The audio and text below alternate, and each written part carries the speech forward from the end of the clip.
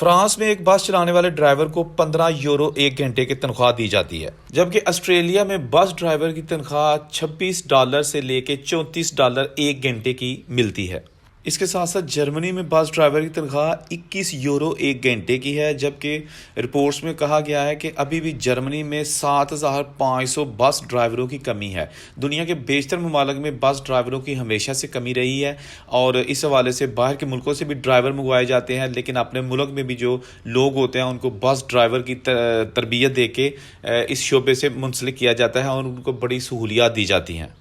اسی طرح جاپان کی بات کی جائے تو جاپان میں بس ڈرائیور کو ایک گھنٹے کے 1933 جاپنیز ین ملتے ہیں، یعنی پاکستانی 3580 روپے ایک گھنٹے کے۔ جاپان کی کرنسی کا جو ہے نا وہ پاکستان سے موازنہ کیا جائے تو 2000 اگر جاپنیز ین ہوتے ہیں تو پاکستانی بنتے ہیں 3580 روپے۔ تو بس